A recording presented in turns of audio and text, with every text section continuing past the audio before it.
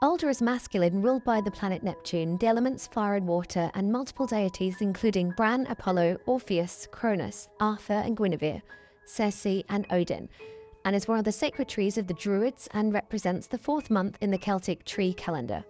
Alder is used for multiple purposes: strength, endurance, protection, rebirth, resurrection, divination, scrying, for making decisions, for success in business ventures, for learning, wisdom and lessons, for weather magic, fairy magic, and for the celebrations of Vorstara and Beltane. Hopefully the reasons why will become clear as I explain. Alder's traditional name points to its magical meaning. The Old German for alder means reddish, as it has blood-coloured sap which makes it unlucky to cut down.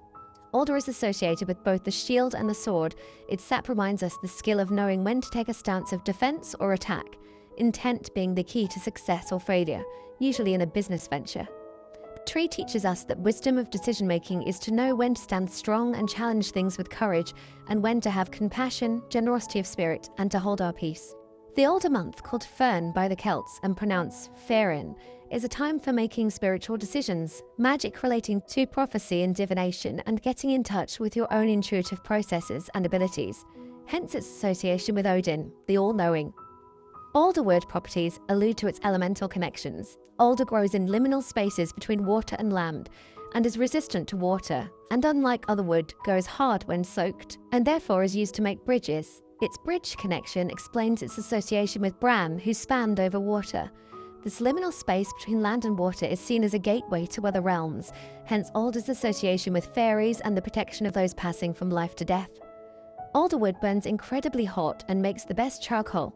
It's associated with blacksmiths and the forge, hence its fire connection of Beltane and its association with strength and endurance of the hottest fire. I use alder in my orange ginger up charm pockets for inspiration, wisdom and courage, in new business ventures and for sowing the seeds of success. I've used it in bereavement spells for protection of the deceased. It can be used in rebirth and fire festival spells or simmer pots for Ostara and Beltane, and its bark and cones can be used or burned as incense for divining. You could try fashioning a flute or carry cones, catkins and twigs when seeking fairies, or listen for advice of the gods in Alder's whistling branches. How do you use alder in your magical practice?